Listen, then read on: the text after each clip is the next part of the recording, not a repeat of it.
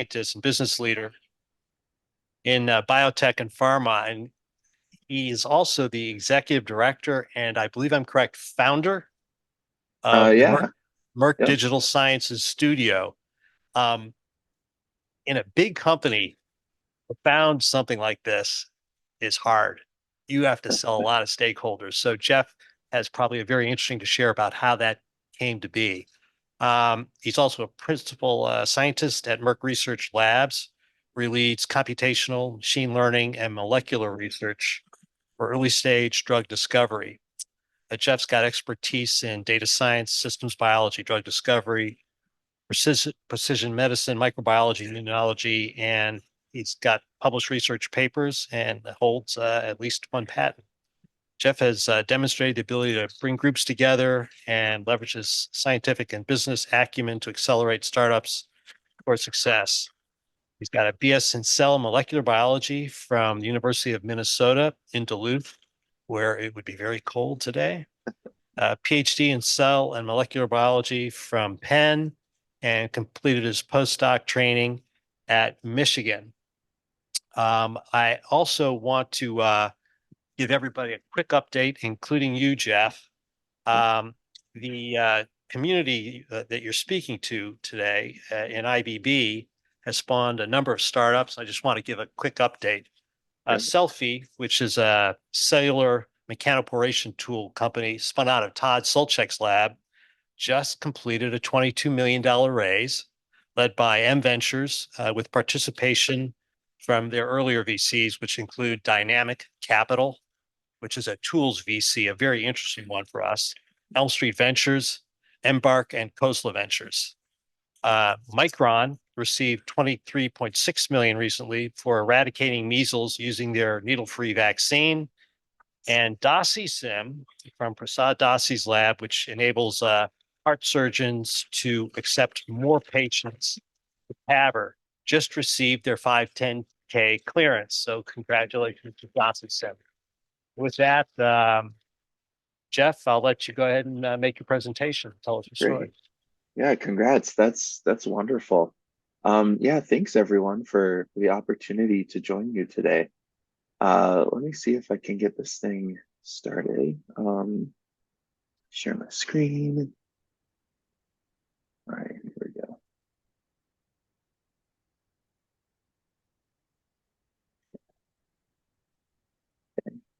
Um, hit play. There. All right. Awesome. So yeah, it's really great to join you all. Um, and thanks for the invitation. So I'm really excited to talk to you a bit about the Merck Digital Sciences Studio program.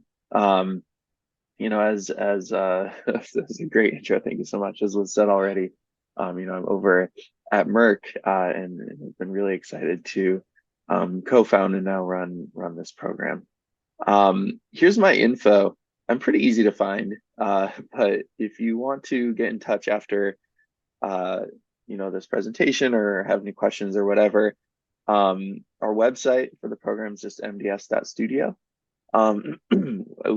My email's my name, Jeffrey Hannigan at Merck.com. And then there's my LinkedIn. I don't know. I used to have a Twitter on here, but now it's X and I'm not so sure what's going on. So right now it's just LinkedIn, I guess. But yeah, very reachable there.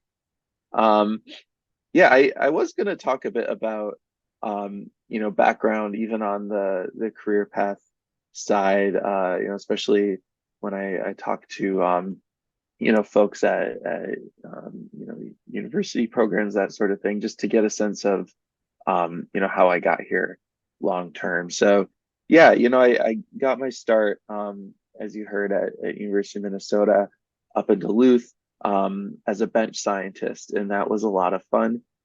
Focused a lot on some immunology as well as microbiology.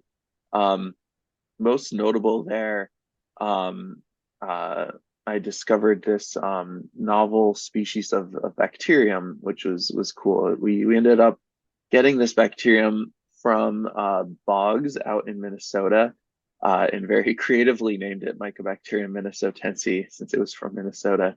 But that was a really great experience. A lot of genomic characterization, a lot of biochemical characterization and discovery associated with that. And the goal was that this was going to be used for biomedical research to kind of expand our repertoire of bugs that we could use.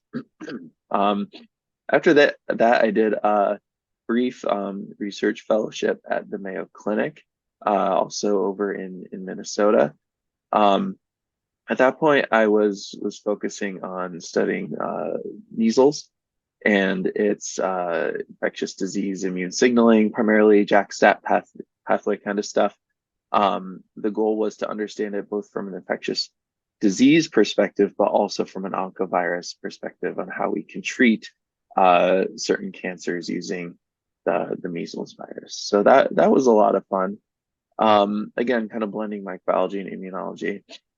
From there, I went over to Philly, to Penn, where honestly, I transitioned from being a bench scientist to more of a computational biologist, computational scientist. Um, I worked a lot in the microbiome and especially the skin microbiome. And so, again, from a virus perspective, trying to understand what viruses lived on the skin and across the skin and looking at different skin sites because there's different parts of the body, different skin types as far as whether it's like very exposed or like occluded, right, like behind your ear, or if it's moist or kind of oily or dry and that sort of thing. And then how does that impact the communities that thrive there? And then digging further into that data, um, as you can see on the right there, just looking at the genomic diversity, and then hypervariability and conservation across these genomic regions of viruses that are of interest, like HPV and Staphylococcus faeces. And so after that, I went on to do more research. I also did do some biotech advising. So this was with a company at the time, it was called SmartPhage. So that was looking at therapeutics leveraging bacterial viruses, that was a great experience. And then did research over at University of Michigan. When I was there, again, really continued to blend computational with molecular and working with the microbiome teams over at Michigan. We looked a lot, excuse me, at colorectal cancer, as well as other things, but just highlighting here some CRC work that we did using different machine learning models to identify impactful viruses, that were attacking bacteria that seemed to be at least predictive, maybe associated with certain aspects of cancer progression. So that was great. And then after that, made my way over to Merck, which was about going on 7 years ago, to the new Cambridge Innovation Center there. And so I did a lot of advanced analytics, kind of data science stuff. A lot of it was based in natural product discovery from microbes. We built out a deep learning algorithm called DeepBGC for bassinet gene clusters. This is from a paper that we published where this was a review where we were talking about our early perspectives and work in linking bassinet gene clusters and their natural products and metabolites to diseases using microbiome as well as using immunology, like human data sets, and then kind of what that path looks like to a phase 1 study, right? So going through purification and validation and the usual drug development stuff as far as assays and hit to lead and that sort of thing. So that was great. And while I was doing that, I did do some work with folks on the business side as well, and got some experience there. And then that really led to this observation that, hey, maybe we could engage more with earlier stage companies. And so that really led to the Merck Digital Sciences Studio. So to dig into that a little bit more, I don't know how many folks remember some of this, bird scooter stuff. But the idea was, this was probably a bit earlier days as far as the scooter sharing, ride sharing kind of stuff goes. And there's this company, this startup that was small and really ambitious, and putting these out in different cities. And they came to Boston. They said, "Look, this is going to be great. We're going to put it there. People are going to love it. It's going to be wonderful." And so they did it. They rolled them out, and then the next day they all were impounded, right? Like they ran afoul of different city ordinances or laws, and they weren't there. So when you looked at the app, they were just all in the impound lot. You couldn't get access to them. So that I think was and struck me as a really good example of a small innovative company that's trying to do things a different way and could provide some interesting value, kind of running up against a very large, slow moving, policy driven type of organization, like in this case, the city government of Boston. And so to their credit, Boston built out this program. This was a couple of years ago now, called Beta Blocks. And the idea was that, like this, which was a digital bulletin board device, they would set up small little test blocks in the city, so that way you could test things out.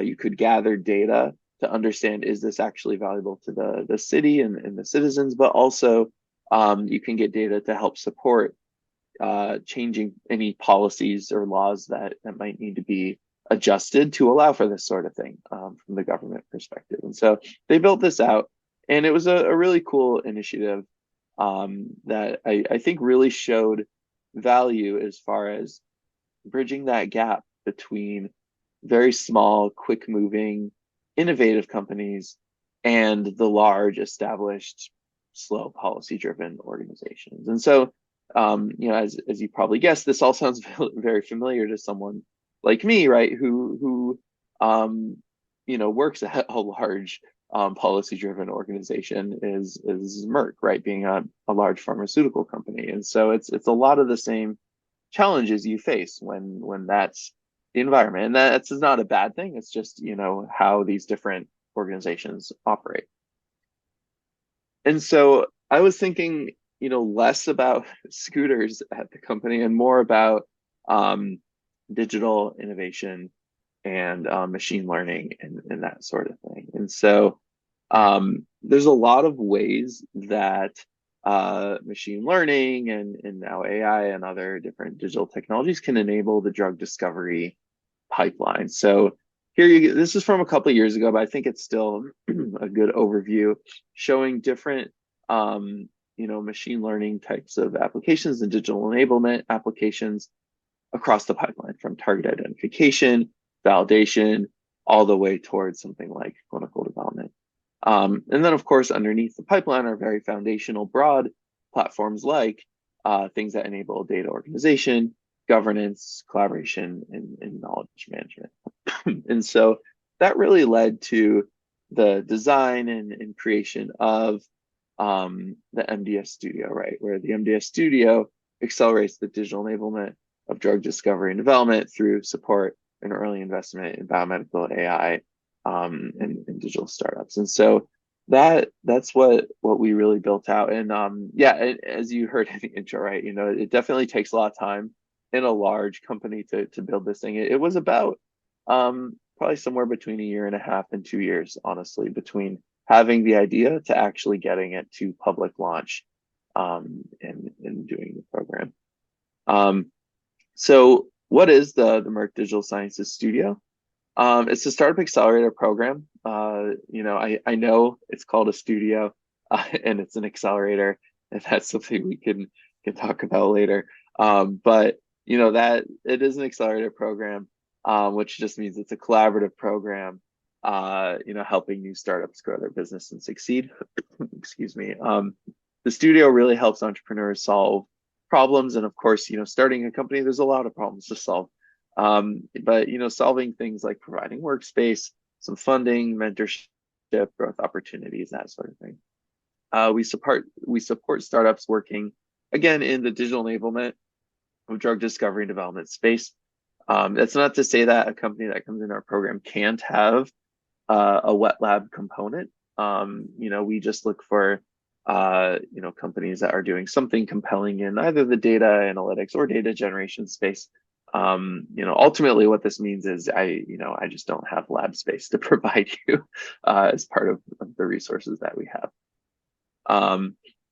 So to dig a bit more into establishing the MDS studio, it's a model for engagement, as I said, between large institutions and early stage startups who together can accelerate, discovery and development of new drugs.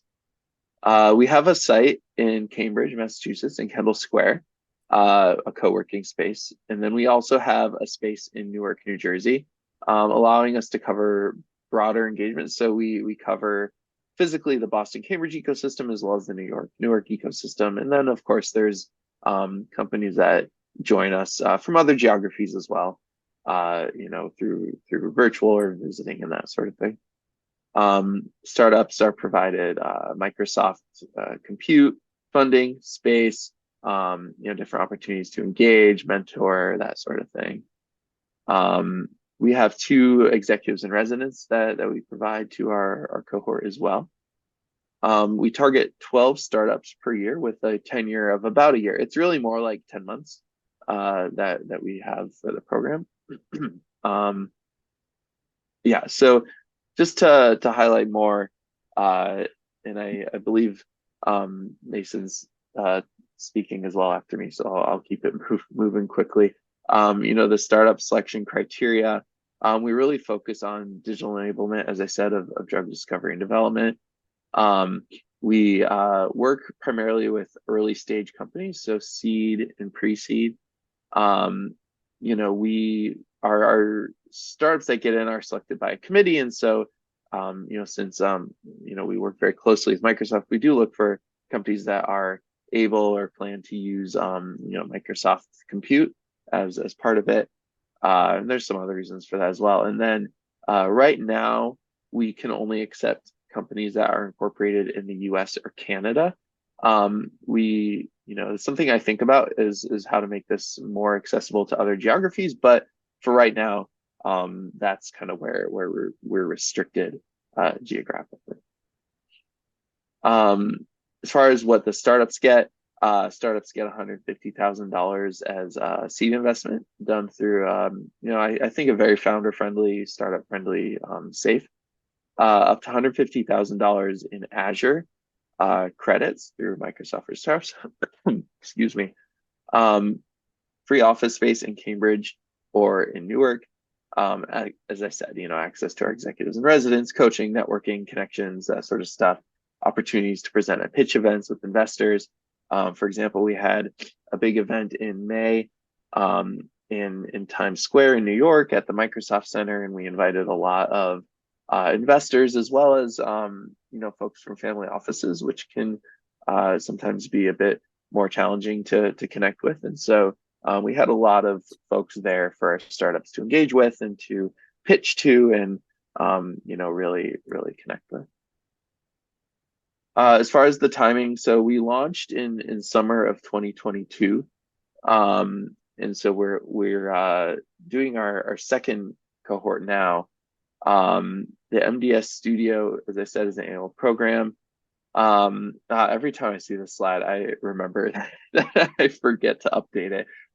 So yeah, startups for startup applications are open until then. I mean, obviously they're closed now, but we are in our second cohort. If you'd like to apply, you can go to our website and sign up to get updates as to when the applications open.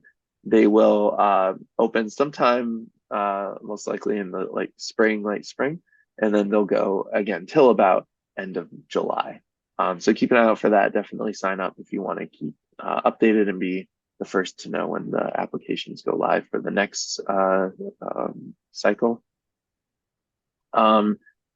Here's our cohort, our first cohort that we worked with. You can see, Andson Biotech is there as well as the other startups in the program. We kind of, and I get this question, right, is like, okay, Geof, what does digital mean? I think of it in these quadrants. Really, the way I think of it is the top left being folks like these companies that do more data provision. Then the second quadrant being more of like the data generators, the third being more data ops, and then the fourth being more data analytics. And that's just kind of reflected here.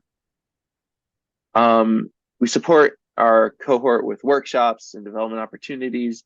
These are some of the topics that we cover in our programming and workshops and educational material. And with that, I'll just conclude again with the MDS Studio is an accelerator program here to help awesome early stage companies. And so we're here to help accelerate digital enablement of drug discovery and development by supporting and investing in these companies and to help them get to that next level, in the best way possible and in the fastest way. And of course, there's a lot of folks to acknowledge. So here's the list of folks that have all been involved. It definitely is a very large group behind the scenes between people on operations and even, champion stakeholders, that sort of thing. So again, happy to connect. There's my email as well as my LinkedIn. If you do connect me with LinkedIn, I always ask folks, maybe just say, hey, I met you or I saw your presentation, through the Georgia Tech program. That helps me filter a little bit because sometimes my LinkedIn gets a little crazy. So you can connect with me there as well, and I'm always happy to follow up after answer questions. So with that, I think we're moving on to Mason, right? And then questions after. Actually, Where should I start? Should I tell you about Andson Biotech? Tell us about Mason, and then tell us about Mason Biotech. Mason Biotech. Oh, geez, that is definitely not the intent, by the way. So I graduated from Georgia Tech in May of 2020. So I did my PhD with Andrei Fedorov. When I entered Georgia Tech, I was so sure I wanted to be a professor, and then like really quickly realized it was not for me. And I was working on a problem, I guess a project rather, where we were trying to enable something called mass spectrometry. So this is a gold standard chemical analysis. And about a decade ago, like many of you in the room, I had no idea what mass spec was. But you can think of it as one of these tools that's really revolutionized how we look at chemicals in the world. So it's on space exploration expeditions to go determine what's on these random planets, or it's used in threat detection in the airport. And in our world, it's used for kind of drug discovery, process development, etc. Okay. And so mass spec, this wonderful tool, it is bottlenecked by two things: sample prep and data analytics. And so in my PhD, that's what I worked on. I built a hardware platform, a microfluidic platform that accelerates sample prep to just take seconds instead of traditional minutes to hours to even days sometimes.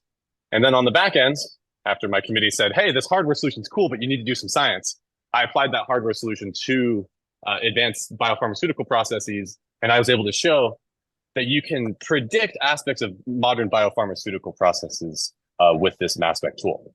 Okay, so we're at this point where Mason's a really big scientific nerd at the end of his PhD, and I was interested in commercializing the technology, but I had absolutely no idea what I was doing. And it was evident, right? A lot of investors said, you're going to make money how exactly? And I said, well, somehow we're going to discover drugs, and from there we'll make money. And nobody bought it. And so I tried applying to all these non-dilutive grants, and everybody said, look, you got to have a business model. And so I went to a conference and did a bunch of customer discovery, just talked to everybody about what are your problems in the world. And I found these really low-hanging fruit. And once I found those low-hanging fruit, I got some really compelling pilots with some big pharma on some really simple experiments. And I used that to go to a couple investors, got into really deep due diligence, and they passed on me. And then finally, I was giving up. I was running out of money. And I should point out what was supporting me was Biolocity and Georgia Research Alliance. So I was kind of in this middle ground between PhD and commercialization. And finally, after many years and supported Biolocity, Y Combinator said yes. and that was our first kind of big investor check, so to speak. And YC wrote us a 500K check that really allowed us to get off the ground. And so I was able to license our IP from Georgia Tech and start building a few prototypes. I stood up our lab and then raised about another $1 million over the last year to stand up, our own mass spec facility, commercialize our products to kind of a beta prototype stage. And that's, I think, mid time around there is when I met Geof. And that was actually from a Y Combinator friend who said, you know what, Mason, I think you should apply with Andson Biotech to this Merck studio. Geof's a good guy. It could be good to be close to big pharma. And they were really right. So we joined Merck after Y Combinator to help steer our company into how do you work with pharma, right? How do you actually get these pilots with pharma? And so flash forward, we graduated out of the inaugural cohort. We've booked revenue with top 5 pharma. We just had a stellar demo of our hardware at a top CDMO. And we're trying to close our rounds here with actually a lot of momentum from that Merck Digital Sciences Studio program. So hopefully we'll have some cool LinkedIn posts to make over the next couple months. But that's kind of the 5-minute maybe summary of Andson Biotech with and hopefully gives you a little bit of background. Is that a helpful intro, a start at least? Very good. Thank you.